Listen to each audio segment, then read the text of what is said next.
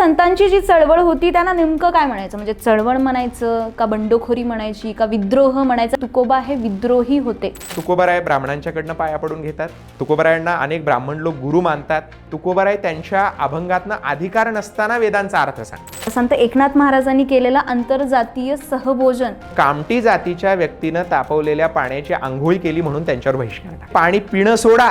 लोकांना एकनाथ महाराजांवरचा पिक्चर देखील सहन होत नाही. प्रबोधनकार ठाकरेंनी नाटक लिहिलं खरा ब्राह्मण नावाचं. त्यांना तर एवढा विरोध झाला, लोकांनी त्यांच्या घरावर आगीचे गोळे फेकण्याचा प्रयत्न केला, मेलेली गाढवं आणून टाकण्याचा प्रयत्न केला. जात पात न मानणारे गणपती महाराज त्यांनी अजात नावाचीच एक प्रयोगच सुरू केला होता. त्यांना होळीत टाकून जिवंत जाळायचा प्रयत्न त्यावेळच्या सनातनी मंडळींनी केलेला होता. याच वारकरी संप्रदायामध्ये दलित दिंड्यांना प्रवेश नाकारणं असेल. साने गुरुजींनी दलितांना पांडुरंगाच्या मंदिरामध्ये प्रवेश मिळावा याच्यासाठी उपोषण केलं. त्याला काही वारकरी विरोधात होते. अजूनही वारकरी संप्रदायामध्ये ही विषमता पाळली जाते का?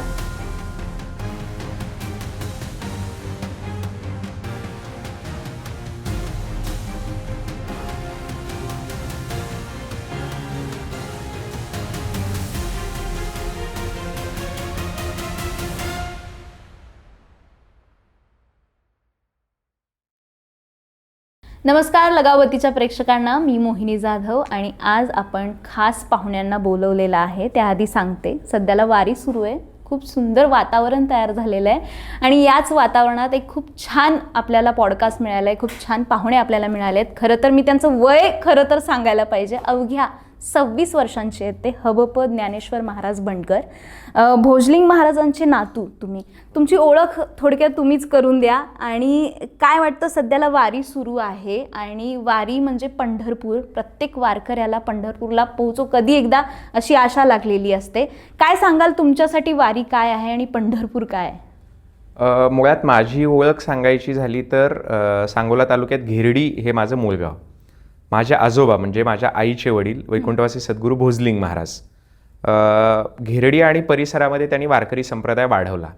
आम्ही पंढरपूरपासून जरी 60 किलोमीटरच्या अंतरावर असलो तरी आमच्या भागात आधी वारकरी संप्रदाय नव्हता. त्याचं कारण असं आहे की आमचा जो भाग आहे तो तिथल्या स्थानिक देवतांचा पूजक असलेला असा वर्ग आहे. त्याच्यामुळं तशी पांडुरंगाची उपासना किंवा वारकरी संप्रदाय त्या अर्थाने आमच्या भागात रूढ नव्हता.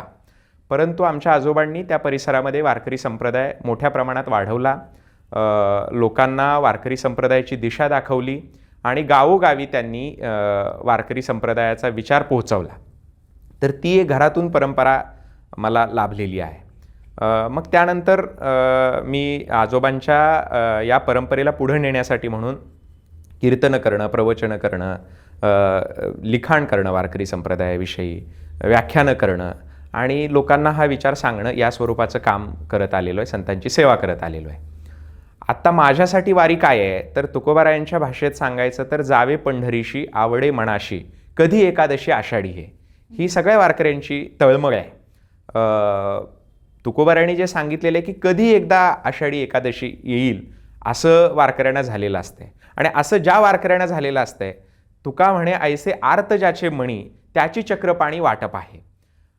जगामध्ये असा एकमेव देव आहे की जो भक्तांची वाट पाहत उभा आहे. वाटप आहे उभा भेटीची आवडी कृपाळू तातडी उतावीळ. उतावीळ होऊन तो भक्तांची वाट बघत राहतो आणि भक्तही त्याची वाट बघत राहतात. म्हणजे पंढरपूर हे जे आहे ना, तर पंढरपूर आपण नीट समजून घेतलं पाहिजे. पंढरपूर या शब्दातच वारकरी संप्रदायाचं सगळं तत्वज्ञान आलेलं आहे. म्हणजे काय आहे तर पंढरपूर हे केवळ एक तीर्थक्षेत्र नाही आहे इतर तीर्थक्षेत्रांसारखं. पंढरपूर ही फार मोठी एक संकल्पना आहे. ती संकल्पना फक्त समजून घेण्यासाठी म्हणून मी आधुनिक काळातल्या एका विचारवंताचा दाखला देतो. थॉमस मूर असं त्यांचं नाव होतं. त्यांनी युटोपिया अशी एक संकल्पना मांडलेली आहे. युटोपिया म्हणजे काय तर कल्पित आदर्श. एक समाज कसा असावा याचा जो एक कल्पित आदर्श निर्माण केलेला असतो तर त्याला युटोपिया असं म्हणतात. तसा संतांचा आदर्श त्यांनी पंढरपूर असा ठेवलेला आहे. पंढरपुरामध्ये काय घडतं हे संतांनी सांगितलेलं आहे. तुकोबाराय म्हणतात, उठा उठी अभिमान जाय ऐसे स्थळ कोण ते या पंढरीस घडे खळा पाजर रोकडे.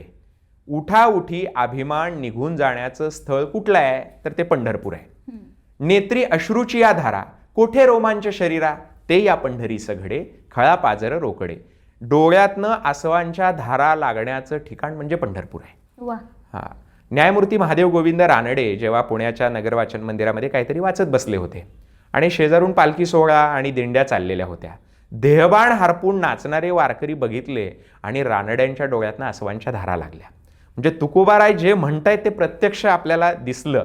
आणि कुणाच्या डोळ्यातनं आसवांच्या धारा लागल्या तर न्यायमूर्ती रानड्यांच्या, जे उच्च शिक्षित आहेत, पहिल्या पिढीचे उच्च शिक्षित आहेत, म्हणजे आपल्याकडे इंग्रज आल्यानंतरच्या देशातले विचारवंत आहेत, देशाला दिशा देणारे थोर राजकारणी आहेत, त्यांच्या डोळ्यातनं आसवांच्या धारा लागलेल्या आहेत. म्हणून नेत्री अश्रूची या धारा कोठे रोमांच शरीरा ते या पंढरीस घडे, खळा पाजर रोकडे. आणि शेवटी तुकोबाराय म्हणतात, तुका म्हणे काला कोठे अभेद देखिला ते या पंढरीस घडे, खळा पाजर रोकडे. भेदभाव मुक्त काला कुठे बघितलाय तुम्ही तर पंढरपुरामध्ये आहे, तुकोबाराय म्हणतात. इतर तीर्थांच्या ठिकाणी हे नाही. लोकांनी विचारलं की तुम्ही इतर तीर्थ पाहिलेली आहेत का? महाराज म्हटले मी पाहिलेली आहेत. वाराणसी गया पाहिली द्वारका, परिणये तुका पंढरीचा, पंढरीच्या लोकांना हे अभिमान, पाया पडती जन एकमेका. पंढरपुरामध्ये जातीचा वर्णाचा अभिमान विसरून लोक एकमेकांच्या पाया पडतात आणि ते एकमेकांच्या पाया पडत असल्यामुळं तिथं कुठल्याही प्रकारचा अभिमान राहत नाही.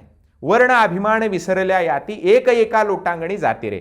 जात वर्णाचा अभिमान विसरून एकमेकांच्या पाया पडण्याचा जो प्रयोग आहे, जो संस्कार आहे, तो पंढरपूरमध्ये होतो. त्यामुळे पंढरपूर काय आहे तर तुकोबाराय म्हणतात, 18 पगड याती सकळ ही वैष्णव, नाही दुजाभाव पंढरीशी. पंढरपुरामध्ये कुठल्याही प्रकारचा दुजाभाव नाही. आता हे संतांनी तर सांगून ठेवलेलंच आहे, पण हे लोकांमध्ये रुजलं का? आता काही लोक असा आक्षेप घेतात की पंढरपुरात जातीभेद नसतो, पण तेच वारकरी जेव्हा गावाकडे येतात तेव्हा जातीभेद पाळतात वगैरे. तर असं नाहीये, हे आपण समजून घेतलं पाहिजे. जे लोक संत विचारांशी विसंगत जातीभेद पाळतात ते तिथेही पाळतात आणि इकडेही पाळतात. आणि जे लोक संत विचारांना मानतात ते कुठेच जातीभेद पाळत नाहीत. म्हणजे एक महिला जी अशिक्षित असावी, त्या ज्या ओव्या गातात त्या ओव्यांमधली एक ओवी अशी आहे, पंढरीमध्ये नाही ग कशाची निवड, देवा विठ्ठलाला चोख्या मेळ्याची आवड. पंढरीच्या वाळवंटी कथा करती चांभारीण, तिच्या बी कीर्तनाला लुब्ध झालाय नारायण. म्हणजे त्या अशिक्षित महिलेच्या ओवीमध्ये सुद्धा आपल्याला संतांचा समतेचा विचार पंढरपुरामध्ये आहे हे दिसतं. तर ही पंढरपूरची संकल्पना आहे. आणि त्याचंच एक प्रतीक म्हणजे संत चोखामेळा यांची समाधी मंदिराच्या समोर असणं. आणि आता तो विषय निघालाच आहे, तर तिथं याबद्दल सांगाल का की त्या काळामध्ये ज्या ह्या चौकटी होत्या, संतांनी तो चौकटी मोडून काढल्या. मग आता या संतांची जी चळवळ होती त्यांना नेमकं काय म्हणायचं? म्हणजे चळवळ म्हणायचं का बंडखोरी म्हणायची का विद्रोह म्हणायचं? कारण की साळुंखे सरांसारखी जी मांडणी आहे की तुकोबा हे विद्रोही होते, तर मग इतर संत ही विद्रोही होते का? म्हणजे नेमका काय फरक आहे? जे संतांनी कार्य करून ठेवलं नेमकं त्याचं स्वरूप कसं आहे? एक म्हणजे काय आहे की संत काय आहेत याच्या आधुनिक कसोट्या वापरून जे नावं किंवा उपाध्या त्यांच्या मागे आपण लावलेल्या आहेत त्या आजच्या काळाच्या संदर्भाने लावलेल्या आहेत. खुद्द संतांनी संतांबद्दल काय म्हटलेलं आहे तर संत हे मायाळू आहेत, संत हे प्रेमळ आहेत, संत हे कृपाळू आहेत, संत हे अनाथांचा कैवार घेणारे आहेत. ज्ञानोबारायांचं वर्णन करताना एकनाथ महाराजांनी असं म्हटलेलं आहे, न पाहे याती कुळाचा विचार, भक्त करुणाकार ज्ञानाबाई. म्हणजे ज्ञानोबारा ही आई आहेत आमचे. किंवा तुकोबारायांनी काय म्हटलं, तुम्ही संत माय बाप कृपावंत. संत हे मायबाप आहेत आणि ते कृपावंत आहेत आणि ते कोणताही जातीभेद पाळणारे नाहीत, कारण त्यांच्याजवळ सगळ्या जातीच्या लोकांना स्थान आहे. किंबहुना संतच सगळ्या जात प्रवर्गातनं आलेले आहेत. त्याच्यामुळं वारकरी संतांना काय म्हणावं तर संतांनी जे सांगितलेलं आहे मायबाप माऊली वगैरे ही विशेषणं लावलेली आहेत. पुढच्या काळामध्ये जेव्हा संत कार्याचा आधुनिक पद्धतीने अन्वयार्थ लावायला आपण सुरुवात केली तेव्हा असं लक्षात आलं की संतांच्या काळात जी प्रचलित जात व्यवस्था वर्ण व्यवस्था होती, पुरुषी मानसिकता होती, यज्ञयागादी हिंसक कर्मकांड होती, या सगळ्याच्या विरुद्ध संतांनी एका अर्थाने बंड केलेलं आहे. म्हणून संतांना आपण बंडखोर म्हणायला पाहिजे असं काही लोकांना वाटलं.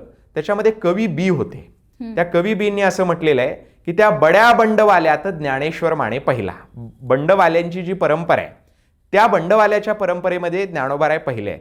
अलीकडच्या काळामध्ये राजकारणामध्ये काही लोक एका पक्षातून दुसऱ्या पक्षात गेलं का त्याला पण बंडखोरी म्हणतात. संतांची बंडखोरी तशी नाहीये. संतांच्या बंडखोरीला एक वैचारिक मूल्यात्मक अधिष्ठान आहे, म्हणून त्यांना आपण बंडखोर म्हणतो. आणि आचार्य आत्रेयांनी तुकोबारायांना बंडखोर लोककवी असं म्हटलेलं होतं. आणि सगळेच संत हे एकाच विचारधारेचे होते. त्यांच्या स्वभावामध्ये, त्यांच्या मांडणीमध्ये त्यांच्या व्यक्तिमत्वाचं प्रतिबिंब निश्चितपणे पडलेलं असेल. म्हणजे चोखोबारायांची भाषा थोडी मवाळ असेल, तुकोबारायांची भाषा थोडी आक्रमक असेल, ज्ञानोबारायांची भाषा थोडी शालूतून जोडे मारल्यासारखी असेल, एकनाथ महाराजांची भाषा रंजनातून उपहासातून प्रबोधन करण्याची असेल. म्हणजे संतांची भाषा वेगळी जरूर असेल, पण त्यांचा आशय हा एकच होता. उद्दिष्ट हे एकच होतं. उद्दिष्ट एकच होतं, कार्य एकच होतं. वेदोक्त संघर्ष जो होता संत तुकारामांचा, त्यातनंही त्यांना अनेक सनातनी, त्या काळातले सनातनी ब्राह्मणांचा विरोध झाला होता. तर तुकारामांनी जो विद्रोह केला, तो विद्रोह जर आत्ता आपल्याला करायचा झाला, संतांनी जी चळवळ उभी केली ती चळवळ आपल्याला आत्ता उभी करायची झाली तर एक भेद येतो, एक फरक आहे त्यांच्यात आपल्यामध्ये. तर मला एक असं जाणवतं ना पर्सनली की संतांनी जेव्हा चळवळ केली होती तेव्हा कोणत्या एका समाजामध्ये तेढ निर्माण व्हायची नाही. आपण जेव्हा चळवळ उभी करतो, एखादं आंदोलन करतो, तर दोन समाजामध्ये तेढ निर्माण होते. बरोबर. तर ती पोकळी कशी काय आहे, ती कशी निर्माण झाली? एक म्हणजे संतांनी समता सांगितली, पण ती समता ममतेच्या मार्गाने सांगितली. ममतेच्या मार्गाने समता सांगितल्यामुळं लोकांचा संतांना प्रचंड प्रतिसाद मिळाला. अर्थात तेढ निर्माण झालीच नाही असं आहे का? काही प्रमाणात ती तेव्हाही झालेली होती, पण त्याला संत जबाबदार नव्हते. त्याला समोरची सनातनी मंडळी जबाबदार होती. म्हणजे तुकोबारायांच्या वेदोक्ताच्या संघर्षाबद्दल जर आपण तत्कालीन परिस्थिती समजून घेतली तर काय दिसतं, तर तुकोबाराय जेव्हा अभंग रचायला लागले, त्यांच्या अभंगांना मोठा प्रतिसाद मिळायला लागला. किती प्रतिसाद मिळायला लागला? तुकोबाराय सांगतात, कोण होते सांगाय असं, गेले होते देशोदेश, समर्थ होतो माझा बाप, नेले वाऱ्या हाती माप. तुकोबारायांची कीर्ती वाऱ्याच्या वेगानं पसरली. तुकोबाराय म्हणतात, देशोदेशी आम्ही काय आमचं महिमान सांगायला गेलो होतो का? तरी तुकोबारायांची कीर्ती गेली. तिकडं साताऱ्यामध्ये एक वडगाव आहे, म्हणजे भरपूर वडगाव आहे, ती 4-5 वडगाव एका सातारा जिल्ह्यात आहेत असं लोक सांगतात. तिथलं एक जयराम स्वामींचं वडगाव म्हणून एक प्रसिद्ध वडगाव आहे. त्या वडगावचे जयराम स्वामी वडगावकर होते. हे जयराम स्वामी वडगावकर जन्माने ब्राह्मण होते आणि ते तुकोबारायांच्या अभंगावर तुकोबाराय हयात असताना कीर्तन करायचे. म्हणजे तुकोबारायांच्या कवित्वाला किती मोठी लोकप्रियता मिळाली असेल याचा आपण अंदाज बांधू शकतो. त्या काळामध्ये प्रचारांच्या साधनांची प्रतिकूलता असताना, तेव्हा काही इंस्टाग्राम नव्हतं, फेसबुक नव्हतं, रील्स नव्हते, काहीच नव्हतं. तरीही तुकोबारायांची वाणी साताऱ्यातल्या वडगावच्या जयराम स्वामींनी ऐकली आणि तुकोबाराय हयात असतानाच ते तुकोबारायांच्या अभंगावर कीर्तन करायला लागले. आणि ती कीर्तन कुणी ऐकली तर आजच्या संभाजीनगर जिल्ह्यातल्या शिवूरच्या ज्या बहिणाबाई आहेत त्या ब्राह्मण होत्या, त्याही ब्राह्मण होत्या. त्यांनी कोल्हापूरमध्ये जयराम स्वामी वडगावकरांची तुकोबारायांच्या अभंगावरती कीर्तन ऐकली आणि त्या प्रभावित झाल्या. त्यांना असं वाटलं की आपण तुकोबारायांना गुरु केलं पाहिजे आणि त्या देहूला आल्या वगैरे पुढचा इतिहास आहे. तर मला सांगायचा मुद्दा काय, तुकोबारायांच्या कवित्वाला, तुकोबारायांच्या अभंगाला, तुकोबारायांच्या कीर्तनांना प्रचंड मोठ्या प्रमाणात प्रतिसाद मिळायला लागला, लोकप्रियता मिळायला लागली. आणि त्यात आणखी एक काय कारण झालं माहिती आहे का, की जो ब्राह्मण समाज होता तो परंपरागत घरामध्ये वैदिक कर्मकांड करत आलेला होता, यज्ञ यागादी, पुरोहित वर्ग ज्याला आपण म्हणू. आणि ब्राह्मणांमधला दुसरा एक प्रवाह होता तो पंडिती वळणाचा होता, की तो वेदोपनिषदातलं ज्ञान मिळवायचं आणि काहीतरी घोकमपट्टी करायची आणि ते लोकांच्या समोर सांगायचं, असा एक प्रवाह होता. आणि तिसरा जो एक प्रवाह होता की याचं सगळं वैयर्थ त्यांनी अनुभवलेलं होतं. म्हणजे ही कर्मकांड, या प्रकारचं वेदोपनिषदातल्या ज्ञानाची घोकमपट्टी, ह्या सगळ्याला वैतागलेला एक वर्ग होता. कारण पिढ्यानपिढ्या तेच शुष्क सगळं करत राहण्यानं त्यांना त्याचं तिटकारा यायला लागलेला होता ह्या सगळ्या गोष्टींचा. आणि मग तुकोबारायांची जी रसरशीत भक्तीची वाणी आहे ती जेव्हा त्यांनी ऐकली आणि ते प्रभावित झाले आणि ब्राह्मणांमधला हा वर्ग मोठ्या संख्येने तुकोबारायांकडे आकर्षित झाला. म्हणजे तुकोबारायांचे जे 14 प्रमुख टाळकरी सांगितले गेलेले आहेत त्यातले जवळपास 6-7 जण ब्राह्मण आहेत. आता हे सगळं जेव्हा घडलं तेव्हा सनातनी मंडळींच्या पायाखालची वाळूच सरकली. कारण एका बाजूला तुकोबारायांना लोकप्रियता तर मिळतेच, ती बहुजन समाजात तर मिळतेच, म्हणजे बहुजन हा आजचा शब्द आहे म्हणून मी सांगतो, तेव्हा शूद्रातिशूद्र म्हटलं जायचं, त्या समाजात तर मिळतेच. ब्राह्मणांमधल्या स्त्रियांमध्येही तुकोबाराय पोहोचलेले आहेतच, पण ब्राह्मण पुरुष सुद्धा तुकोबारायांना मानायला लागलेले आहेत आणि तुकोबारायांच्या पाया पडायला लागलेले आहेत, तुकोबारायांच्या कीर्तनाला जायला लागलेले आहेत, तुकोबारायांना गुरु मानायला लागलेले आहेत, तुकोबारायांचे टाळकरी झालेले आहेत. याचा प्रचंड राग आणि संताप आणि मत्सर ह्या सनातनी मंडळींच्या मनामध्ये निर्माण झाला आणि मग त्यांनी तुकोबारायांच्या विरोधामध्ये तक्रारी करायला सुरुवात केल्या. त्यांच्या विरोधात 2-3 खटले भरले गेले. एक रामेश्वर शास्त्रींनी त्यांच्या विरोधामध्ये खटला भरला. एक मंबाजीने तुकोबारायांच्या विरोधात पुण्यातल्या आप्पाजी गोसाव्यांकडे एक तक्रार दिलेली होती. 2 अनाम संन्याशांनी तुकोबारायांच्या विरोधात तक्रार दिलेली होती. त्यांची गाथा पाण्यात बुडवायला लावली आणि त्या सगळ्यामागे 3-4 आरोप होते. कुठले? तर तुकोबाराय ब्राह्मणांच्याकडनं पाया पडून घेतात, तुकोबारायांना अनेक ब्राह्मण लोक गुरु मानतात आणि तुकोबाराय त्यांच्या अभंगातनं अधिकार नसताना वेदांचा अर्थ सांगतात. अधिकार नसताना का? कारण त्यांच्या धारणेनुसार कलियुगामध्ये फक्त 2च वर्ण आहेत, एक ब्राह्मण आणि दुसरा शूद्र. तर तुकोबाराय तर ब्राह्मण नाहीत, ते कुणबी आहेत आणि ते कुणबी असल्यामुळे त्यांना वेदांचा अधिकार नाही अशी सनातनी ब्राह्मणांची भूमिका होती. त्यामुळे ते असं म्हणत होते आणि स्वतः तुकोबाराय म्हणत होते, घोकाय अक्षर मज नाही अधिकार, किंवा वेद आम्हावरी रुसूनिया गेला, आम्ही त्याच्या बाला धरिले कंठी. वेद आमच्यावर रुसून गेलाय, पण आम्ही त्याच्या बाला म्हणजे भगवंताला कंठामध्ये धारण केलेलं आहे, म्हणजे त्याचं नाव आम्ही कंठामध्ये धारण केलेले. तर त्याच्यामुळे वेदांचा अर्थ सांगतात हा एक आक्षेप होता. आणि चौथा जो आक्षेप होता की तुकोबाराय भक्तीचा महिमा सांगतात आणि नामस्मरणाचा महिमा सांगतात, त्याच्यामुळे सगळ्या प्रकारची कर्मकांड आमची बुडायला लागलेली आहेत. रामेश्वर भट काय म्हटले हे महिपतींनी नोंदवलेलं आहे. महिपती असं लिहितात, सकळ धर्म बुडवणी निश्चित. धर्म बुडवला कोणी? तुकोबारायांनी. असं कोणाचं म्हणणं आहे? रामेश्वर शास्त्रीचं. सकळ धर्म बुडवणी निश्चित, नाम महिमा बोले अद्भुत, जनात स्थापिला भक्तिपंथ, पाखंडी मत हे दिसे. सनातनी लोकांच्या दृष्टीने भक्तिपंथ हा पाखंडी आहे. त्यामुळे तुकोबारायांच्यावरती त्यांचा आक्षेप होता की तुम्ही भक्तिपंथ वाढवायला लागलेला आहे, नामस्मरणाचा महिमा सांगायला लागलेला आहे आणि त्याच्यामुळे आमचा कर्मकांडाचा जो धर्म आहे तो बुडायला लागलेला आहे. याचा अर्थ त्यांचा बुडणारा धर्म आणि तुकोबांचा धर्म वेगळा आहे. तुकोबांचा धर्म हा खऱ्या अर्थाने भागवत धर्माचा, समतेचा, प्रेमाचा विचार सांगणारा धर्म आहे आणि मंबाजीचा जो धर्म आहे किंवा तुकोबारायांना छळणाऱ्या प्रवृत्तीचा जो धर्म आहे तो स्वार्थाचा धर्म आहे. म्हणजे तुकाराम महाराजांनी हा वेदोक्त संघर्ष केला, त्याआधी माऊलींनी देखील वेदांची चिकित्सा केली आणि त्यानंतर मग नामदेव महाराजांचं पण आहे. संत एकनाथ महाराजांनी केलेला आंतरजातीय सहभोजन ही खूप मोठी एक घटना मानली जाते, त्याबद्दल काय सांगाल? काय आहे की ज्ञानोबाराय, नामदेवराय यांचा काळ हे 13वे शतक आहे. या 13व्या शतकातच या आंतरजातीय सहभोजनाच्या प्रयोगाची सुरुवात झाली. आता आंतरजातीय सहभोजन म्हटल्यावर लोकांना तो गुळमुळीत शब्द वाटतोय, पण खरं म्हणजे त्या काळाच्या संदर्भामध्ये आपण बघितलं पाहिजे की आंतरजातीय सहभोजन करणं हे किती धाडसाचं आणि जोखमीचं काम होतं, किती क्रांतिकारकत्व त्याच्यामध्ये भरलेलं होतं. याचं एक मी उदाहरण आपल्याला सांगतो की पंडित शिवनाथ शास्त्री नावाचे एक सुधारणावादी विचारांचे शास्त्री होते. त्यांनी त्यांचं आत्मचरित्र लिहिलं आहे, ते आता मराठीमध्ये आलेलं आहे, साहित्य संस्कृती मंडळाने काढलेलं आहे. तर त्यांनी असं लिहिलेलं आहे की ते जेव्हा दक्षिणेकडच्या राज्यांमध्ये प्रचाराकरता गेले तेव्हा तिथं त्यांना एका कामठी जातीच्या व्यक्तीनं तापवलेल्या पाण्याची त्यांनी आंघोळी केली. तर कामठी जातीच्या व्यक्तीनं तापवलेल्या पाण्याची आंघोळी केली म्हणून त्यांच्यावर बहिष्कार टाकला.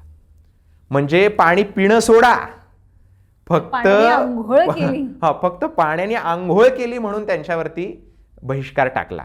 हे कितव्या शतकातलं सांगतोय मी? 20व्या शतकातलं, 19व्या शतकातलं, ह्या काळातलं सांगतोय मी. संतांनी 13व्या शतकामध्ये काय केलं? आमचे नामदेवराय सगळ्या संतांसह चोखोबारायांच्या घरी जेवायला गेलेले आहेत आणि चोखोबारायांच्या घरी हे सगळेजण जेवलेले आहेत.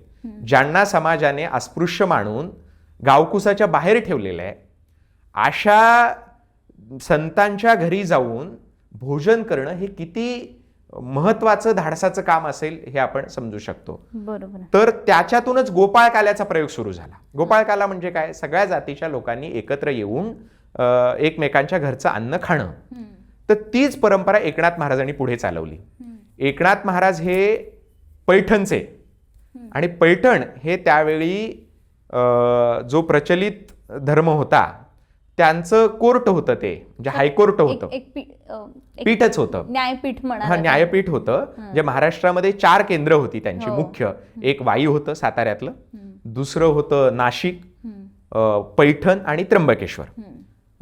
त्याच्यातलं हे जे पैठण आहे हे त्यावेळेचं हायकोर्ट होतं आणि काशी हे सुप्रीम कोर्ट, आजच्या भाषेत सांगायचं तर त्या सणातण्यांच्या बालेकिल्ल्यामध्ये एकनाथ महाराज हे काम करत होते वारकरी संप्रदायाचं. त्यांनी काय केलं तर ते एका दलिताच्या घरी जाऊन जेवले. राणू असं त्यांचं नाव होतं. राणू नावाच्या एका दलित भगवत भक्ताच्या घरी जाऊन एकनाथ महाराजांनी जेवण केलं 15व्या शतकामध्ये. आणि नंतर त्यांच्यावर त्या प्रसंगावर आधारित एक चित्रपट आला धर्मात्मा नावाचा. तर त्या चित्रपटाला सुद्धा विरोध झाला आणि त्यातले काही सीन कट करायला लावले. ते सीन कोणते असतील ते सीन काही माहित नाही आपल्याला, पण तो तर आंतरजातीय सहभोजनाचा सीन तिथं दाखवलेला आहे. पण त्याच्यावरच मुख्यत्वे आक्षेप होता त्या सहभोजनाच्या प्रयोगावर. किंवा प्रबोधनकार ठाकरेंनी नाटक लिहिलं खरा ब्राह्मण नावाचं एकनाथ महाराजांवर. त्यांना तर एवढा विरोध झाला की लोकांनी त्यांच्या घरावर आगीचे गोळे फेकण्याचा प्रयत्न केला, मेलेली गाढवं आणून टाकण्याचा प्रयत्न केला. त्यांच्या विरोधात 700-800 ब्राह्मणांनी सह्या गोळा करून निवेदन दिलं की हे नाटक बंद पडावं म्हणून. म्हणजे नाटकाला आणि चित्रपटाला जर एवढा विरोध झाला असेल तर प्रत्यक्ष ते काम करणाऱ्या एकनाथ महाराजांना 15व्या शतकात किती विरोध झाला असेल याची कल्पना आपण करू शकतो. म्हणजे लोकांना एकनाथ महाराजांवरचा पिक्चर देखील सहन होत नाही. ती घटना तेव्हा त्यांनी करून दाखवली. हो, आंतरजातीय सहभोजनाची. आणि त्यातनंच मला वाटतं गोपाळ काला आणि सगळा प्रसाद एकत्र करून म्हणजे त्याच्यामध्ये वारकरी संप्रदायाचं हे सौंदर्यच तो एक गाभाच आहे की तिथं सगळे एकत्र येतात. होय होय होय. याच समतेच्या संघर्षामध्ये नामदेव पायरी प्रकरण जे आहे तेही खूप महत्वाचं मानलं जातं, तर ते सांगाल का काय? नामदेवरायांच्या समाधीचं प्रकरण असं आहे की विठ्ठल मंदिराच्या महाद्वाराच्या समोर जी पायरी आहे ती नामदेवरायांच्या नावाने ओळखली जाते. तिथं नामदेवरायांची समाधी अशी आमच्या वारकऱ्यांची श्रद्धा आहे. तर तिथे नामदेव शिंपी समाज जो आहे तो दरवर्षी नामदेवरायांच्या समाधी सोहळ्याच्या निमित्ताने तिथे जायचा आणि तिथे आरती करून त्यांची पालखी सोहळ्याची एक मिरवणूक निघायची. 1924 साली काय झालं, तिथे जे बडवे लोक होते त्यांनी या नामदेव शिंपी समाजाच्या मिरवणुकीवरती हल्ला केला आणि नामदेवरायांच्या पालखीची मोडतोड केली, त्यांच्या पादुकांची विटंबना केली आणि शिंपी समाजावर हल्ला केला एका अर्थाने. त्याच्यामुळे झालं काय तर राज्यभरातला जो नामदेव शिंपी समाज आहे तो या ब्राह्मणी वर्चस्वाच्या दाहक अनुभवाने सत्यशोधक समाजाकडे आकृष्ट झाला. सत्यशोधक समाज ही उच्चवर्णीयांच्या मानसिक, सामाजिक, सांस्कृतिक, धार्मिक गुलामगिरीतून बहुजनांना मुक्त करणारी एक चळवळ होती. त्या चळवळीकडे मोठ्या प्रमाणात नामदेव शिंपी समाज आकृष्ट झाला. नामदेव शिंपी समाजातले केशवराव बागडे वकील असतील किंवा अन्य लोक असतील हे मोठ्या प्रमाणामध्ये सत्यशोधक समाजामध्ये प्रविष्ट झाले. त्यावेळेलाच आमच्या सांगोल्यामध्ये रावसाहेब सोपान आबाजी पतंगे नावाचे एक शिंपी समाजाचे नेते होते. आपल्याला माहिती असेल की सांगोला तालुक्यामध्ये गणपतराव देशमुख यांची एक ओळख आहे की त्यांनी 11 वेळा सांगोला तालुक्याचं प्रतिनिधित्व केलं आणि एसटीने जाणारा माणूस, शेतकरी कामगार पक्षाचा माणूस, पक्ष बदलला नाही असं आपण त्यांच्याविषयी ऐकतो. तर शेतकरी कामगार पक्ष आमच्या तालुक्यामध्ये कुणी रुजवला असेल तर या सोपान आबाजी पतंगेंनी रुजवला. गणपतराव देशमुखांच्या अगोदर त्यांनी 2 निवडणुका तिथे लढवलेल्या होत्या. तर हे जे सोपान आबाजी पतंगे आहेत हे सत्यशोधक समाजाचे होते. त्यांनी या नामदेव पायरी प्रकरणाच्या वेळेला लेख लिहिले की नामदेव शिंपी समाजावर कसा अन्याय होते, कारण ते स्वतः नामदेव शिंपी समाजाचे होते. अशी खूप लोक आहेत. म्हणजे केशवराव बागडे वकिलांचं उदाहरण मी सांगितलं किंवा सोपान आबाजी पतंगेंचं उदाहरण सांगितलं. तर अशी शिंपी समाजातली मंडळी सत्यशोधक समाजामध्ये प्रविष्ट झाली. मोठ्या प्रमाणात सत्यशोधकांनी सभा वगैरे घेतल्या. त्यानंतर काय झालं, 1925 साली परत नामदेवरायांचा समाधी सोहळा चाललेला होता तिकडे, त्याच्यावर परत हल्ला झाला. आणि ह्या सगळ्याच्या संदर्भामध्ये प्रबोधनकार ठाकरेंनी लेख लिहिलेले आहेत, जयराम नाना वैद्यांनी लेख लिहिलेले आहेत, विजयी मराठामध्ये हे लेख छापून आलेले आहेत, प्रबोधनकारांनी प्रबोधनमध्ये लिहिलेले ते छापून आलेले आहे. तर असं हे नामदेव पायरी प्रकरण होतं. अच्छा, म्हणजे आम्ही जे ऐकलं वाचलं की विठ्ठल दर्शनासाठी येणाऱ्या संत सज्जनांची धूळ माझ्या मस्तकी लागावी म्हणून तिथं ते समाधिस्थ झाले. हे खरं आहे, म्हणजे ही आख्यायिका वगैरे अशी काही नाही आहे. हां, म्हणजे काय आहे की वारकरी संप्रदायामधला जो देव आहे तो 16 ओळ्याच्या पलीकडे जाणारा देव आहे. म्हणून आमच्या वारकऱ्यांमध्ये अशी पद्धत आहे की जेव्हा तुम्ही दर्शनाला जाता पांडुरंगाच्या त्याच्या अगोदर म्हणजे साधारणपणे जी महिनावारी असते ती 3 दिवसाची असते. दशमी, एकादशी आणि द्वादशी. आमच्याकडे विनोदाने असं म्हणतात की जो नवमीला येतो तो नेमकरी, जो दशमीला येतो तो वारकरी आणि जो फक्त एकादशीला पंढरपूरला येतो तो ऐटकरी, म्हणजे नुसती आईश करायला आलेला असं. तर दशमी, एकादशी आणि द्वादशी 3 दिवस वारकरी पंढरपुरामध्ये येतात. तर दशमीला आल्यानंतर वारकरी काय करायचे, दशमीला आल्यानंतर ते त्यांचं जे साहित्य आहे ते त्यांच्या उतरायच्या ठिकाणी ठेवायचं आणि मग पायाच्या धुळीसह हातपाय न धुता आधी देवाच्या दर्शनाला जायचं. 16 ओळ्याची गरज नाही, हातपाय धुण्याची गरज नाही. धुण्याची गरज नाही म्हणण्यापेक्षा हातपाय धुवायचेच नाही, पायाच्या धुळीसह देवाचं दर्शन घ्यायचं. त्याला धुळभेटीचं दर्शन असं म्हणतात. ही कुठेही असं दर्शनाची पद्धत तुम्हाला दिसणार नाही. अलीकडच्या काळात काय झालं, गर्दी प्रचंड वाढली, त्यामुळे मग लोकांना आता ते शक्य नाही हे धुळभेटीचं दर्शन. पण पूर्वी हे धुळभेटीचं दर्शन व्हायचं. तर मग ती संतांच्या पायाची धूळ सुद्धा वारकरी संप्रदायामध्ये एवढी पवित्र मानली जाते की त्या धुळभेटीच्या दर्शनाची देवाला सुद्धा आवड आहे. आणि दुसरं जे हे आहे की आम्ही जो गोपीचंदन लावतो कपाळाला, तो गोपीचंदन काय आहे, तर गोपींच्या पायधुळीची जी माती आहे, ती धूळ आहे, त्या धुळीमध्ये चंदन मिसळून ते गोपीचंदन केलं जातं की गोपींच्या भक्तीची भूमिका आमच्या अंतःकरणामध्ये रुजावी, याच्याकरता ते गोपीचंदन आम्ही लावतो. कारण गोपी किती श्रेष्ठ आहेत. तुकोबारायांनी म्हटलंय, शहाणपणे वेदमुका गोपिका त्या ताकटी. शहाणपणा करायला जाऊन वेदमुका झाला आणि ताक विकणाऱ्या गोपिकांना देवाचं प्रेम मिळालं. गोपिका ह्या स्त्रिया आहेत आणि त्या शूद्र आहेत, पण तरी सुद्धा त्यांना परमार्थाचा अधिकार आहे आणि त्यांची परमार्थातली उंची एवढी आहे की भल्या भल्या लोकांना सुद्धा ते गोपीचंदन कपाळी लावावं लागतं. म्हणून पायधुळीचं महत्व आहे. तर त्या पायधुळीचं महत्व अधोरेखित करण्यासाठी ही नामदेवरायांची समाधी पांडुरंगाच्या पायरीच्या समोर आहे. म्हणजे पांडुरंगाची पायरी हीच नामदेवरायांची समाधी आहे. आता पण नामदेव पायरीच्या त्या संदर्भाबद्दल तुम्ही बोललात की जातपात संत हे मानायचे नाही, त्यांनी ती चळवळ उभी केली, ती समता प्रस्थापित केली. यामध्ये एक महत्वाचा प्रयोग होता आजादचा, गणपती महाराजांचा. बरोबर. त्या प्रयोगाविषयी काय सांगाल? कारण की आजादचा प्रयोग म्हणजे जातपात न मानणारे गणपती महाराज, त्यांनी आजाद नावाचीच एक प्रयोगच सुरू केला होता त्या काळामध्ये. होय होय. त्याचं असं आहे की वारकरी संप्रदायामध्ये संत काळामध्ये जातीभेदाला प्रखर विरोध झाला. पुढच्या काळामध्ये आपल्याकडे जी उत्तर पेशवाईची राजवट होती त्याच्यामध्ये जातीभेदानं उचल खाल्ली आणि अस्पृश्य जातींवर मोठ्या प्रमाणामध्ये अपमानास्पद बंधनं लादली गेली. त्या काळामध्ये बहुजन जातींवर मोठ्या प्रमाणामध्ये अन्याय अत्याचार वाढलेला होता. आणि मग त्यानंतर इंग्रज आले आपल्याकडं आणि इंग्रजांच्या काळात काय झालं, त्यांना प्रशासनामध्ये शिकलेले लोक पाहिजे होते भारतातले आणि ते अर्थातच उच्चवर्णीय होते. त्यामुळे प्रशासनामध्ये उच्चवर्णीयांचा एक दबदबा निर्माण झालेला होता. म्हणजे आधीची उत्तर पेशवाईची राजवट आणि नंतरची इंग्रजांची राजवट, अशा दोन्ही राजवटीमध्ये वारकरी संप्रदायाशी विसंगत विचारसरणीचा प्रभाव वाढलेला होता. अशा काळामध्ये वारकरी संप्रदायाचा, संतांचा, सामाजिक समतेचा जो विचार आहे तो प्रभावीपणे रुजवणारे काही सत्पुरुष वारकरी संप्रदायामध्ये होऊन गेले. त्यातलं महत्त्वाचं नाव म्हणजे गणपती महाराज आहेत.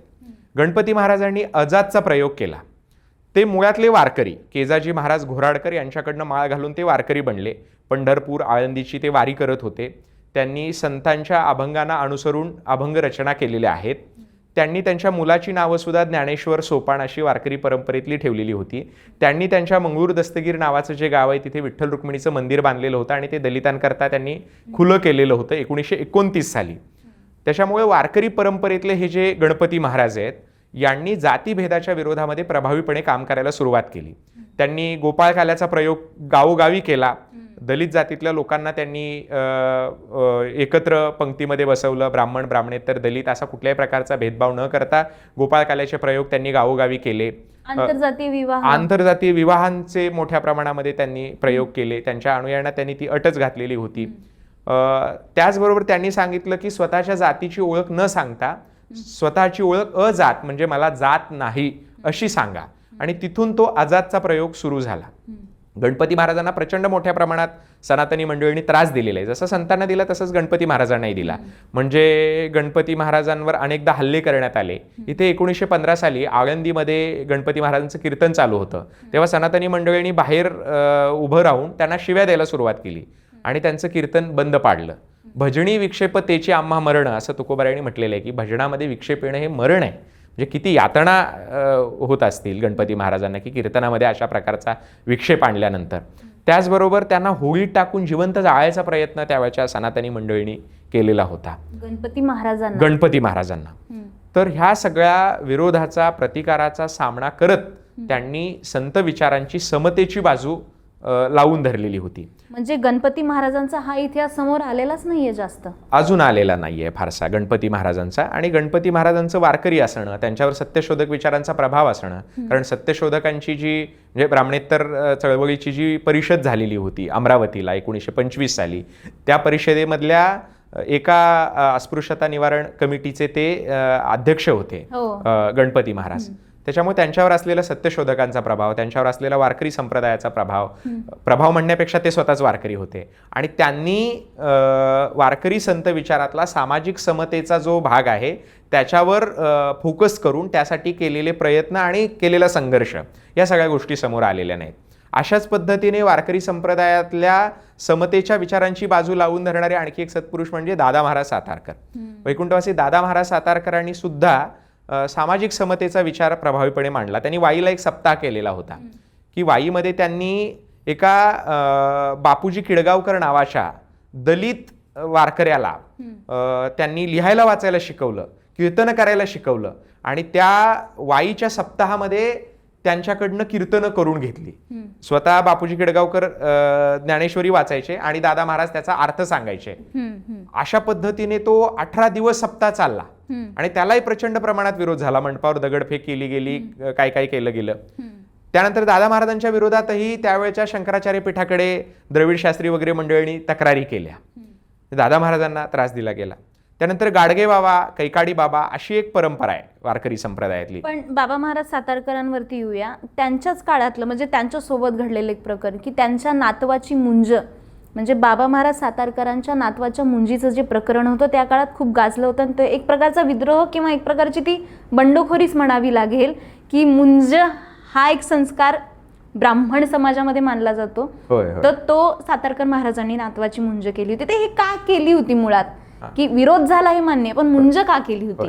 दादा महाराज सातारकर जे होते त्यांचे नातू म्हणजे बाबा महाराज सातारकर, जे त्यांच्या रसाळ कीर्तनांसाठी आणि त्यांच्या गायनासाठी संपूर्ण महाराष्ट्रामध्ये प्रसिद्ध होते. तर त्यांच्या मुलीचा विवाह म्हणजे त्यांच्या कन्या भागवतीताई सातारकर ज्या आता प्रसिद्ध कीर्तनकार आहेत, त्यांचा विवाह विवेक दांडेकर यांच्याशी झाला. आणि दांडेकर हे जन्माने ब्राह्मण. त्यांना जो मुलगा झाला आत्ताचे चिन्मय महाराज आहेत, तर ते दांडेकरच ठरले एका अर्थाने. तर त्यांची मुंज करायची होती आणि 1992 साली त्यांची मुंज पंढरपूरच्या सप्त्यामध्ये बाबा महाराजांच्या उपस्थितीमध्ये केली गेली. आणि त्यानंतर सनातनी मंडळींकडून मोठ्या प्रमाणात विरोध सुरू झाला की बाबा महाराज जातीने नाभिक आहेत आणि त्यांच्या नातवाची मुंज कशी काय करायची, कारण नाभिक समाजातले सातारकर महाराज मुंज कसं काय करू शकतात, मुंज कशी काय करू शकतात. तर बाबा महाराजांनी त्यावेळेला अशी भूमिका मांडली की ज्याला ज्ञान मिळवायचंय आणि ज्ञानार्जन करायचंय तो गुणांनी ब्राह्मण आहे, जन्माने असो किंवा नसो.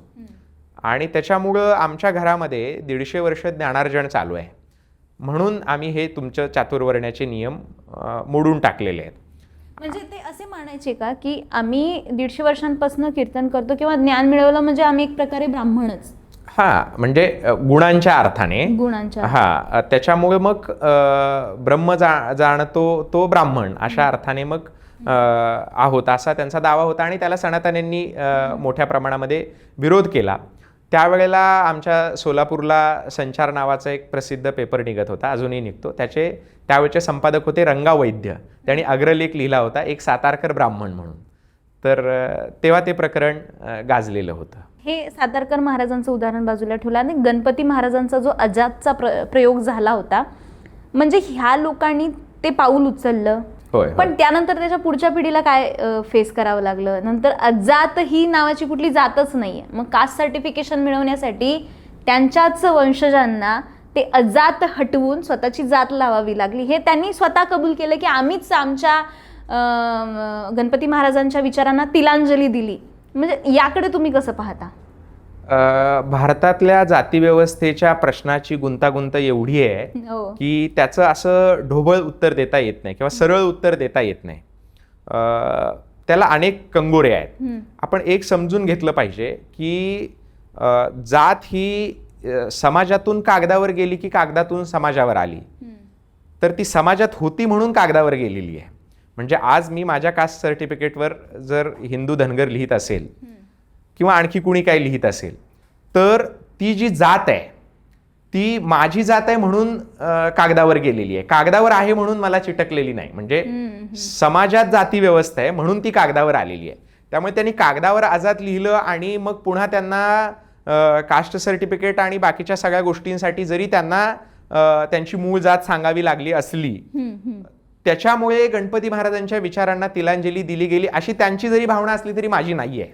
याचं कारण असं की मुळात या प्रकारचे जे प्रयोग असतात ते जाती व्यवस्थेबद्दलच्या प्रचलित समजुतींना धक्का देण्यासाठी केलेले प्रयोग असतात. त्याच्यामुळे अख्खी जात व्यवस्था नष्ट होत नसते. म्हणजे तुम्ही एखाद्या प्रदूषित हवेच्या शहरामध्ये राहत असाल आणि म्हणत असाल की आम्ही प्रदूषण मानत नाही, तर तुमच्या न मानण्याला आणि न मानण्याला काही अर्थ नसतो ना. एकूण समाजामध्ये जाती व्यवस्थेचं जर प्रदूषण झालेलं आहे, तो संसर्गजन्य आजार पसरलेला आहे जातीचा, आणि तुम्ही जर म्हणत असाल की नाही या जातीला आम्ही मानत नाही, तुमच्या मानण्या न मानण्यावरती अवलंबून नाहीये ना. फक्त त्याच्या प्रचलित समजुतीला धक्के देऊन त्याची विषमता आणि क्रूरता कमी करण्यासाठी या प्रकारचे प्रयोग केले जातात. जसा एक प्रयोग पंढरपूरमध्ये वारकरी संतांनी केला की इथे जातीभेद मांडला जाणार नाही. मगाशी मी जे सांगितलं की 18 पगड याती सकळही वैष्णव नाही दुजा भाव पंढरीशी, असं पंढरपूर सारखंच आणखी एखादं गाव घडवावं की ज्याच्यामध्ये जातीभेद मांडला जाणार नाही, अशी प्रेरणा या वारकरी संतांच्या वाङ्मयातनं या वारकरी सत्पुरुषांनी घेतलेली होती. ती गणपती महाराजांनी घेतली. अशीच एक प्रेरणा कैकाडी बाबांनी घेतली. कैकाडी बाबांनी उभारलेलं प्रति पंढरपूर. बरोबर. आजच्या नेवासा तालुक्यामध्ये नागापूर नावाचं गाव आहे. त्याच्या शेजारचं जे सौंदाळा गाव आहे ते आता चर्चेत आलेलं आहे त्याच्या जातमुक्तीच्या ठरावासाठी. तर त्याच्या 4-5 किलोमीटर अंतरावर असलेलं हे नागापूर गाव आहे. या नागापूर गावाबद्दल कैकाडी बाबा आणि सगळेच नागापूरवासीय लोक असे म्हणायचे की धन्य धन्य नागापूर दुजे जाणा पंढरपूर, की पंढरपूरमध्ये जातीभेद मांडला जात नाही. तसंच एक जातीभेद न मांडणारं, संतांचा विचार मांडणारं एक गाव आपण घडवलं पाहिजे. आणि त्या दृष्टीने त्यांनी ते नागापूर गाव घडवलं. त्या गावाने 22 करार केले, 22 अटींचा करार केला. की त्या अटींमध्ये काय काय होतं त्याचा मी साधारण गोषवारा सांगतो. की आम्ही इतर देव मानणार नाही, फक्त पांडुरंगाला मानू. अंगात येणारे जे देव आहे त्याला आम्ही मान देणार नाही. कुठल्याही देववर्षाकडे वगैरे जाणार नाही. आम्ही आजारी पडलो तर दवाखान्यात जाऊ, उपचार करून घेऊ, परंतु अशा प्रकारच्या अंधश्रद्धा आम्ही मांडणार नाही. आम्ही सत्य बोलू, सत्य वागू, पण सत्यनारायण करणार नाही. आम्ही श्राद्ध पिंडदान आदी कर्मकांड करणार नाही. त्याच्याऐवजी जिवंत असताना आम्ही आईवडिलांची सेवा करू. आम्ही कुठल्याही प्रकारचा जातीभेद मांडणार नाही. 1936 साली त्या गावातली विहीर दलितांकरता खुली करण्यात आलेली होती. त्याचबरोबर त्यांनी व्यसन करणार नाही असा एक त्यातला ठराव होता. चहा, बिडी, दारू वगैरे काही हे करायचं नाही. आजही त्या गावातले 80% लोक चहा पित नाहीत. गावातल्या सगळ्या लोकांनी कब्बशा गोळा केल्या, नेऊन नदीत फेकून आले. आणि कुठल्याही प्रकारची व्यसनं करायची नाहीत. गावातल्या सगळ्या लोकांनी त्यांच्या जमिनी, त्यांच्याकडचे पैसे, सोने नाणे हे सगळं एकत्र केलं आणि समप्रमाणात ते विभागून घ्यायचं असा त्यात ठराव केलेला आहे. तर हे शक्य आहे आजच्या काळात? आजच्या काळात म्हणजे त्यांनी करून दाखवलेलं आहे. म्हणजे 1956 साली त्यांनी हे करून दाखवलं. अर्थात असं आहे की हे प्रयोगच असतात. पुन्हा काय झालं की एकूण जाती व्यवस्थेचा प्रभाव होता, काळ बदलला, त्याच्यामुळे त्याचे संदर्भ बदलत गेले.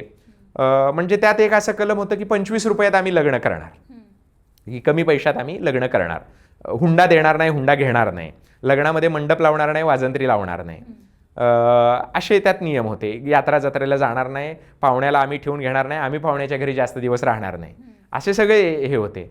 पण पुढच्या काळात 25 रुपयात लग्न कसंच शक्य नाही ना. तर असे काही काळाचे संदर्भ बदलत गेले, नाही असं नाही. पण मूळ मुद्दा असा आहे की अशा प्रकारचे प्रयोग का केले जातात. या प्रयोगाने संपूर्ण देश एका दिवसात बदलतो असं नाही, अशी भाबडी अपेक्षा त्यांची पण नव्हती. पण या प्रकारचे प्रयोग करून असा एक विचार, असा एक आदर्श समाजाच्या समोर ठेवणं हे त्यातनं अपेक्षित असतं. म्हणून तशा प्रकारचा प्रयोग गणपती महाराजांनी केला, तशा प्रकारचा प्रयोग कैकाडी बाबांनी केला. आणि त्यांची जी मूळ प्रेरणा आहे ती पंढरपूरची आहे, संतांची आहे. संतांनी जी चळवळ उभी केली होती, समतावादी होते संत, किंवा त्यांनी अस्पृश्यता निवारण केलं. पण याच वारकरी संप्रदायामध्ये जातीभेद देखील पाळला गेलेला आहे. म्हणजे त्याच्या विरोधात लढा देखील झाला. साने गुरुजींनी लढा दिला. दलितांना पंढरपूरच्या म्हणजे नंतर आळंदी देहूच्या मंदिरात देखील दलितांना प्रवेश मिळवला गेला. त्याच्यासाठी संघर्ष करावा लागला. त्यानंतरही खूप काळ लोटला, तरी देखील अजूनही तोंड द्यावं लागतंय. म्हणजे 77चा अलीकडचा देखील आपण सत्याग्रह पाहिला, 77मध्ये जो झाला. तर अशा घटना का होत आहेत? म्हणजे वारकरी संप्रदायाचा जो बेसच आहे समता, समानता, तरी देखील अजूनही तो संघर्ष करावा लागतोय आपल्याला. आणि अजूनही वारकरी संप्रदायामध्ये ही विषमता पाळली जाते का? कारण की दलित दिंड्यांना प्रवेश नाकारणं असेल, त्यांना जी वागणूक मिळालेली असेल, असे बरेच घटना घडत राहतात. तर याबद्दल तुम्ही काय बोलाल? 2-3 गोष्टी आहेत. एक म्हणजे वारकरी संप्रदायात जातीभेद आणि अस्पृश्यतेला जागा नाही, संप्रदाय म्हणून तत्वज्ञानामध्ये. पण बऱ्याच वेळा असं होतं की आजूबाजूची जी समाज व्यवस्था आहे, त्या समाज व्यवस्थेत जे काही घडतं त्याचं प्रतिबिंब वारकरी संप्रदायातल्या लोकांवर पडणार हे स्वाभाविक आहे. म्हणजे समाजात काय बदल झाला तर तसा वारकरी संप्रदायातही होणार. याची कारणं अशी आहेत की वारकरी संप्रदाय हा समाजाच्या बाहेरचा संप्रदाय नाही आहे. काही संप्रदाय असे असतात की तुम्ही रानावनात जावा आणि तिथंच राहा आणि तुमचं जे काही संप्रदायाचं तत्वज्ञान आहे त्यानुसार राहा. पण वारकरी संप्रदाय तसं सांगत नाही. इथे तुकोबाराय काय म्हटले? तुका म्हणे जना सकळांसहित घेऊ अखंडित प्रेमसुख, की सगळ्या लोकांसोबत आम्ही हे भगवंताचं प्रेमसुख घेणार आहोत. त्याच्यामुळे समाजात राहून समाजात बदल करणारा हा संप्रदाय आहे. त्यामुळे दोन्ही बाजूने होणार. एका बाजूने वारकरी संप्रदाय समाजात बदल करायला जाणार, दुसऱ्या बाजूने समाज वारकरी संप्रदायामध्ये बदल करायला प्रयत्न करणार. तर अशा प्रक्रियेतनं ह्या सगळ्या गोष्टी घडलेल्या आहेत. म्हणजे साने गुरुजींनी दलितांना पांडुरंगाच्या मंदिरामध्ये प्रवेश मिळावा याच्यासाठी उपोषण केलं. त्याला काही वारकरी विरोधात होते, परंतु दादा महाराज सातारकरांच्या परंपरेने साने गुरुजींना पाठिंबा दिला. दादा महाराज सातारकरांच्या परंपरेतले डॉक्टर भालचंद्र पंढरीनाथ बहिरट होते. त्यांनी साने गुरुजींची बाजू घेतली आणि त्यांनी असं सांगितलं की दलितांना मंदिरामध्ये प्रवेश मिळणं हे वारकरी संत विचारांशी सुसंगत असलेली गोष्ट आहे. त्याचबरोबर गाडगे बाबांची जी परंपरा होती त्यांनी सुद्धा साने गुरुजींच्या उपोषणाला पाठिंबा दिला. आणि तुकडोजी महाराज जे आहेत, ज्यांच्यावर वारकरी संप्रदायाचा मोठा प्रभाव आहे, कारण ते त्यांची गुरुपरंपरा सांगताना जे ज्ञानेश्वर माऊलींचा समाधी पालखी सोहळा ज्यांनी सुरू केला त्या हैबत बाबा आरफळकरांची ते गुरुपरंपरा सांगतात. कारण हैबत बाबा आरफळकर, त्याच्यानंतर मायबाय आर्वीकर, आडकोजी महाराज आणि त्यांचे शिष्य तुकडोजी महाराज. तुकडोजी महाराजांनी असं सांगितलं की जोपर्यंत पंढरपुरामध्ये दलितांना प्रवेश मिळत नाही पांडुरंगाच्या मंदिरामध्ये, तोपर्यंत मी मंदिरात जाणार नाही.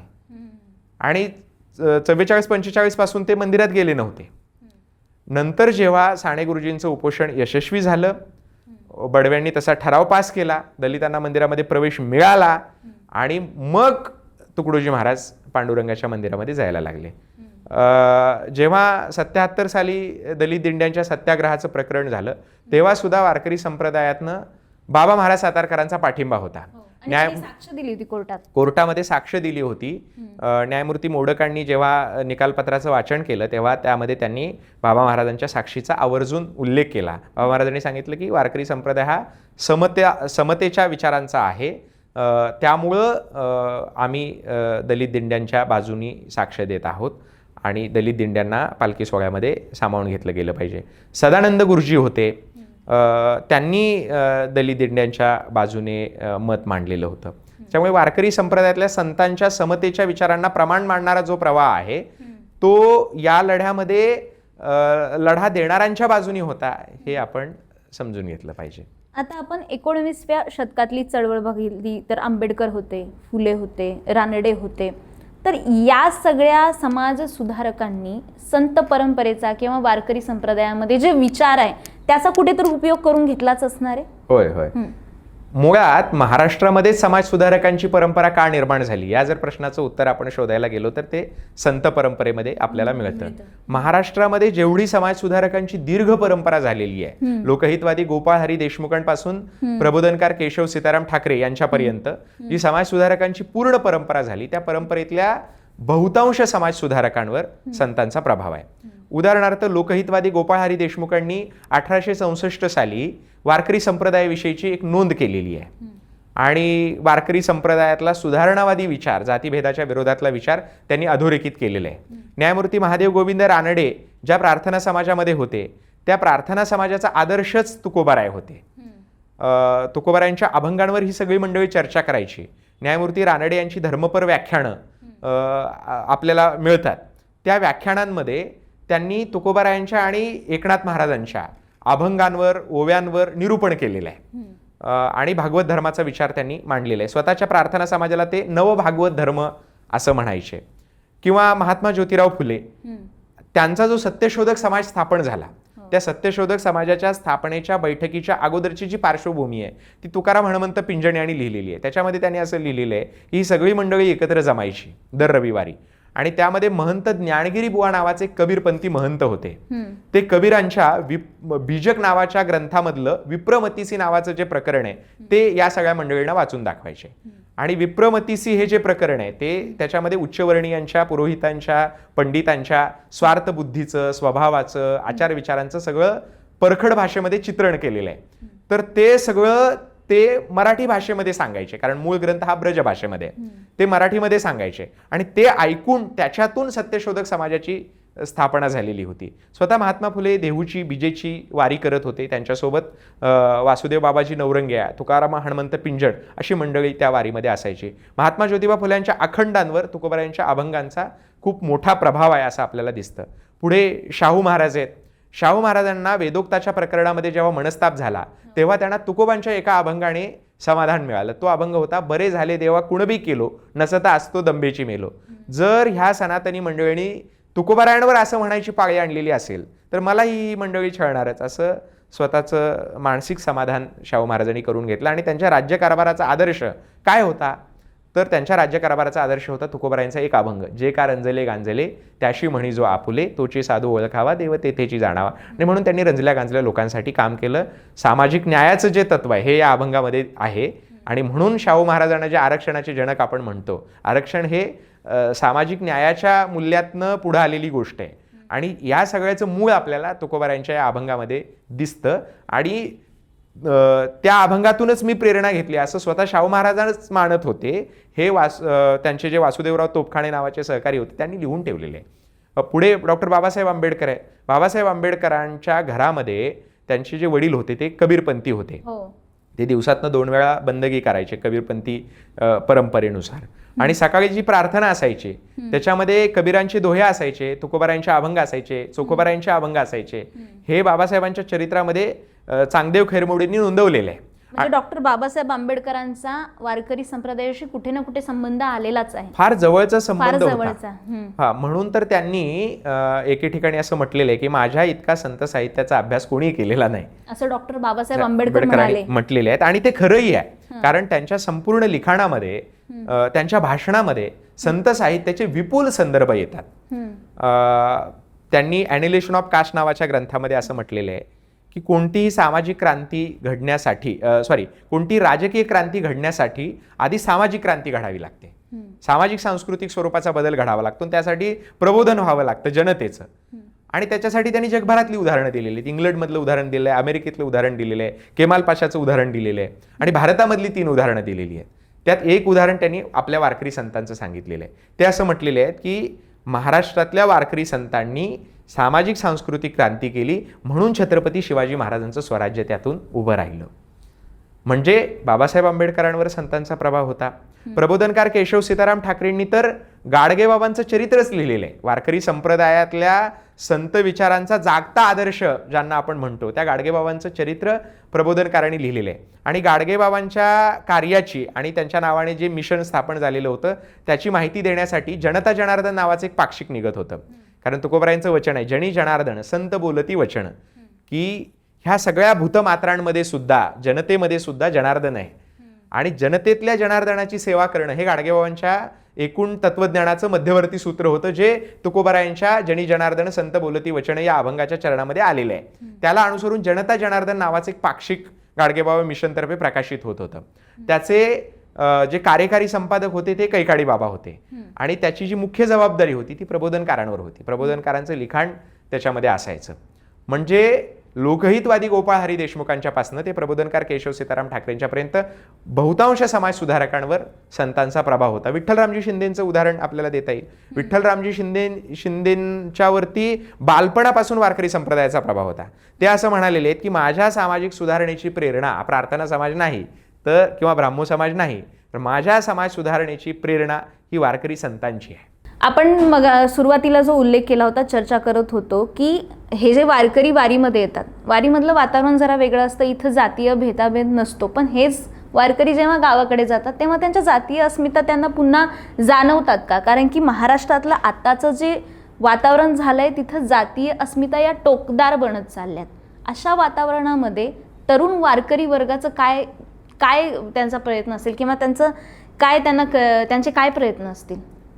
एक म्हणजे महाराष्ट्रामध्ये जेव्हा काही एखादं स्थित्यंतर घडतं त्या स्थित्यंतरामध्ये वारकरी संप्रदायाची आणि संत विचारांची भूमिका ही फार महत्वाची असते. महाराष्ट्रामध्ये साधारणपणे 2-3 स्थित्यंतर झाली असं मला वाटतं. की एक म्हणजे स्वराज्याचं मोठं स्थित्यंतर होतं की संपूर्ण भारतामध्ये जेव्हा वेगवेगळ्या शाह्या राज्य करत होत्या त्यावेळेला स्वराज्याचा एक नवा प्रयोग शिवाजी महाराजांनी केला. शिवाजी महाराजांनी ह्या सगळ्या शाह्यांचा बिमोड करत महाराष्ट्रामध्ये स्वराज्य निर्माण केलं शेतकऱ्यांसाठी, महिलांसाठी. आणि एक स्वाभिमान काय असतो, अस्मिता काय असते, आत्मसन्मान काय असतो हे शिवाजी महाराजांच्या स्वराज्यामुळे सगळ्यांना बघायला मिळालं. त्याच्यामागे संतांची प्रेरणा निश्चितपणे महत्त्वाची होती. दुसरं जे स्थित्यंतर झालं महाराष्ट्रातलं ते सामाजिक सुधारणेच्या चळवळीचं.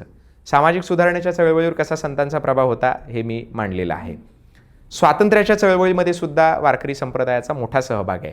म्हणजे भारताची स्वातंत्र्य चळवळ तर आहेच, कारण भारताच्या स्वातंत्र्य चळवळीमध्ये जे अग्रभागी होते क्रांतिसिंह नाना पाटील, हे नाना पाटील माळकरी होते, वारकरी संप्रदायातले होते. अशी अनेक उदाहरणं आपल्याला सांगता येतील की जी स्वातंत्र्य चळवळीमध्ये आहेत. त्याचबरोबर मराठवाडा मुक्तीसंग्रामामध्ये सुद्धा वारकरी संप्रदायातले लोक होते. कैकाडी बाबांना अटक केली गेलेली होती रजाकारांच्या अत्याचाराच्या विरोधात ते बोलले म्हणून. किंवा गोवा मुक्ती संग्रामामध्ये कैकाडी बाबांचेच एक शिष्य होते तुकाराम शास्त्री चव्हाण मिरजगावकर म्हणून, त्यांचं मोठं योगदान आहे. म्हणजे महाराष्ट्रामध्ये जेव्हा जेव्हा काही स्थित्यंतर घडतात तेव्हा तेव्हा वारकरी संत विचार आणि वारकरी संप्रदाय यांची भूमिका ही निश्चितपणे महत्वाची असते. आता एक मोठ्या स्थित्यंतराला आपण सामोरे जातोय की महाराष्ट्रामध्ये जातीय अस्मिता टोकदार होत आहेत, महाराष्ट्रामध्ये धार्मिक अस्मिता टोकदार होत आहेत, काही समूहांचा द्वेष मोठ्या प्रमाणामध्ये पसरवण्याचं काम होत आहे. अशा सगळ्या काळामध्ये आपल्याला वारकरी संप्रदायच योग्य दिशा दाखवणार आहे. म्हणजे मी नेहमी असं म्हणत असतो हे वारकरी संप्रदाय म्हणजे एक होका यंत्र आहे. आपलं जहाज भरकटतंय हे आपल्याला त्या होका यंत्राच्या द्वारेच कळू शकतं. तर असं जहाज आपलं भरकटायला लागलंय तर या काळामध्ये आपल्याला संत विचारांचं होका यंत्र हे मजबूत करावं लागेल आणि त्याच्याकडे नीटपणे बघावं लागेल. संतांच्या विचारांच्या प्रकाशात आपल्याला आपल्या वाटा शोधाव्या लागतील आणि आजचा जो तरुण वर्ग आहे तो शोधेल असं मला निश्चितपणे वाटतं. कारण लोक म्हणतात की आता ग्लोबलायझेशन झालेलं आहे, सगळी आधुनिकता आलेली आहे, आता वारकरी संप्रदायाची प्रासंगिकता काय? मला वाटतं की अशा काळातच वारकरी संप्रदायाची खरी प्रासंगिकता आहे. कारण ग्लोबलायझेशन आल्यामुळं माणसातला ओलावा संपत चाललेला आहे, माणुसकी संपत चाललेली आहे आणि सगळ्याच पातळ्यांवर माणसं प्रचंड क्रूर बनायला लागलेली आहेत असा आपल्याला अनुभव येतोय. त्यावेळेला माणुसकीची गरज आपल्याला जाणवते आणि ही माणुसकी, ही मानवता जर कुठं असेल तर ती वारकरी संप्रदायामध्ये. म्हणून महाराष्ट्रामध्ये जाती धर्माचा विषय सोडून द्या, म्हणजे वारकरी संप्रदाय हा हिंदू धर्माचा भाग आहे. मग सगळ्या महाराष्ट्राचं एक सांस्कृतिक विश्व म्हणून आपण वारकरी संप्रदायाकडे कसं बघायचं असा काही लोकांना प्रश्न पडू शकतो. पण वारकरी संप्रदाय हा जात धर्माच्या पलीकडे गेलेला संप्रदाय आहे. म्हणून वारकरी संप्रदायामध्ये मुस्लिम संतही आहेत. तुकोबरायांनी म्हटलेलं आहे, कबीर मोमीण लतीफ मुसलमान, सेना न्हावी जाण विष्णुदास. लतीफ महाराज हे वारकरी संप्रदायातले संत आहे ज्यांचा उल्लेख तुकोबरायांनी केलेला आहे. पवित्र ते कुळ पावन तो देश जेते, हरीचे दास जन्म घेते. हा जो तुकोबरायांचा अभंग आहे त्या अभंगामधलं हे चरण आहे की तुकोबराय असं विचारतात, वर्णाभिमाने कोण झाले पावण, ऐसा द्या सांगून मज पाशे. वर्णाभिमानाने कोण होतो तो मला दाखवून द्या. आणि त्याच्यामध्ये लतीफ महाराजांचं उदाहरण दिलेलं आहे. या लतीफ महाराजांनी अभंग रचलेले आहेत. मी जे माझं अभंगबोध नावाचं पुस्तक आहे त्याच्यामध्ये लतीफ महाराजांच्या एका अभंगावर निरूपण केलेलं आहे. म्हणजे काय तर वारकरी संप्रदायामध्ये मुस्लिम संतही आहेत. शेख मोहम्मद बाबा आहेत. अगदी अलीकडच्या काळामध्ये जैतून बी अक्का होत्या. त्या माऊलींच्या पालखी सोहळ्यामध्ये त्यांची पुढे दिंडी असायची. आळंदीत एक त्यांचा मठ आहे, पंढरपुरात एक त्यांचा मठ आहे. दादा महाराज सातारकरांचे वजीरखान नावाचे एक शिष्य होते, ते वारकरी होते. दादा महाराज त्यांना प्रेमाने बादशाह म्हणायचे. त्याच्यामुळे सगळ्या सामाजिक स्तरातल्या लोकांना सहभागी करून घेणारा आणि समतेच्या स्तरावर सहभागी करून घेणारा हा वारकरी संप्रदाय, परस्परांमध्ये प्रेम निर्माण करणारा हा संप्रदाय आहे. त्याच्यामुळं आजच्या काळामध्ये आपल्याला वारकरी संप्रदायाशिवाय तरुणोपाय नाही. इतका रिलेव्हंट हा वारकरी संप्रदाय आजच्या काळामध्ये. खरंच म्हणजे हे खूप इतकी मोठी ताकद आहे जी मला वाटते इतर कोणत्याही संप्रदायामध्ये ही दिसत नाही. बरोबर. तुमच्यामध्ये वारकरी खरा कोणता आहे? म्हणजे माळ घालणारा वारकरी आहे, वारीत जाणारा हा वारकरी आहे? कारण की वारकरी संप्रदायामध्ये बरीच पथ्य पाळावी लागतात. त्यामध्ये म्हणजे शाकाहारी असावं लागतं. मांसाहार वारकरी संप्रदायामध्ये वर्ज्य सांगितलाय, मद्यपान वर्ज्य सांगितलंय. पण वारीमध्ये येणारा प्रत्येक जण शाकाहारी असतोच का? त्याच्यात असं आहे की एक तर वारकरी संप्रदायाची व्याख्या आपण नीटपणे समजून घेतली पाहिजे. एक तत्वज्ञानाच्या दृष्टीने आणि एक आचारधर्माच्या दृष्टीने. तत्वज्ञानाच्या दृष्टीने काय व्याख्या आहे? काया वाचा मणे सर्वस्वे उदारू, वीर विठ्ठलाचा वारीकर. ज्ञानोबारायांनी सांगितलेले. काया वाचा आणि मन याने जो उदार आहे तो वारकरी, असं ज्ञानोबारायांनी म्हटलेलं. ही झाली तत्वज्ञानातली व्याख्या. आचारधर्माची व्याख्या काय आहे? तर वारकरी होण्याकरता पहिली आवश्यकता ती माळ घालण्याची, तुळशीची माळ घालण्याची. आता तुळशीची माळच का घालायची? कारण तुळस ही अर्पण केल्याची खूण आहे. म्हणजे आपण जेव्हा नैवेद्याचं ताट देवाला दाखवतो तेव्हा त्या ताटामध्ये सगळ्या पदार्थांबरोबर तुळशीचं पान आपण ठेवतो. म्हणजे हा नैवेद्य देवाला अर्पण झाला याची खूण म्हणून ते तुळशीचं पान असतं. किंवा एखादा व्यक्ती मेल्यानंतर त्याच्या तोंडामध्ये तुळशीचं पान ठेवलं जातं. याचं कारण त्याचा देह देवाला अर्पण झाला याची खूण म्हणून ते तुळशीचं पान त्याच्या तोंडामध्ये ठेवलं जातं. तसं आमचा देह जिवंतपणीच त्या परमात्म्याला आम्ही अर्पण केलेलं याची खूण म्हणून आम्ही तुळशीची माळ घालतो. तुळशीची माळ घालणं ही वारकरी संप्रदायातली पहिली पायरी आहे. म्हणजे प्रत्येक वारकरी हा माळकरी असतोच, पण प्रत्येक माळकरी हा वारकरी असतोच असं नाही. म्हणजे माळकरी झाल्यानंतर त्यानं परत काय करायला पाहिजे? तुकोबरायांनी सांगितले, होय होय वारकरी पाहे पाहे रे पंढरी. पंढरीची वारी करणारा वारकरी आहे का? तर पंढरीची वारी करणारा प्रत्येकच माणूस वारकरी असेल असं नाही. पंढरीची वारी करण्याकरता वारकरी होऊन वारी करा असं महाराज ज्या अर्थी सांगतायत त्या अर्थी वारकरी न होऊन वारी करणारे काही लोक असणार आहेत. म्हणून महाराजांनी सांगितलं की आधी वारकरी व्हा आणि मग पंढरपूर पहा. होय होय वारकरी पाहे पाहे रे पंढरी. माझ्या पुस्तकाचं नाव पण होय होय वारकरी आहे. ते त्या अभंगाच्या चरणात आलेलं आहे. तर होय होय वारकरी, वारकरी व्हाण मग पंढरपूर बघा. आता वारकरी व्हाण पंढरपूर बघा म्हणजे काय करा? तर जनाबाई माऊलीने सांगितलेलं आहे, वाचावी ज्ञानेश्वरी डोळा पाहावी पंढरी. म्हणजे दुसरी गोष्ट काय आली? पहिली गोष्ट माळ घालणं आलं, दुसरी गोष्ट ज्ञानेश्वरी वाचणं आलं. ज्ञानेश्वरी वाचणं म्हणजे काय? जनाबाई माऊलींच्या काळामध्ये ज्ञानेश्वरी हा वारकरी संप्रदायातला एक महत्वाचा ग्रंथ होता म्हणून त्यांनी त्यांचा उल्लेख केला. ते आपण प्रतीक म्हणून समजून घ्यायला पाहिजे की ज्ञानेश्वरी वाचणं याचा अर्थ वारकरी संप्रदायातले सगळे संत ग्रंथ वाचणं. सगळे संत ग्रंथ वाचून त्यातले अभंग पाठ करून त्यातलं तत्वज्ञान समजून घेऊन मग तुम्ही वारकरी होण्याची दुसरी पायरी पार करता. पहिली माळ घालण्याची झाली, दुसरी संत ग्रंथ वाचण्याची झाली आणि मग जर तुम्ही वारी केली तर तुम्ही वारकरी झाला. म्हणजे वारी करण्याकरता हे 3 टप्पे आवश्यक आहेत. पहिला टप्पा हा माळ घालण्याचा आहे, दुसरा टप्पा संत ग्रंथ वाचण्याचा आहे आणि मग तिसरा टप्पा थेट वारी करण्याचा आहे. अशी जर तुम्ही वारी केली तर महाराज म्हणतात काय करावी साधने फळ अवघेची येणे. अशी जर तुम्ही वारी केली तर बाकीची साधना करण्याची तुम्हाला गरज राहत नाही, इतर कुठली कर्मकांड करण्याची गरज राहत नाही. तुम्ही त्याच्यासाठी वारकरी होऊन पंढरपूर बघितलं पाहिजे. आणि या सगळ्यामध्ये आचारधर्म म्हणून काय काय पाळलं पाहिजे वारकऱ्यांनी? तर त्यातलं एक महत्वाचा आचारधर्म आहे शाकाहाराचा. वारकरी संप्रदाय हा शाकाहारी आहे. आणि शाकाहार त्याच्यातून कुठून आला? तर शाकाहार ही जी गोष्ट आहे ही हिंसेशी निगडीत असलेली गोष्ट आहे ना, कारण मांसाहारी लोक हिंसा करतात आणि हिंसा करत असल्यामुळं वारकरी संप्रदाय अहिंसक असल्यामुळं हिंसेला इथे जागा नाही आणि ही हिंसा धर्माच्या नावाने पूर्वी होत होती. म्हणजे यज्ञयागामध्ये या प्रकारची हिंसा व्हायची.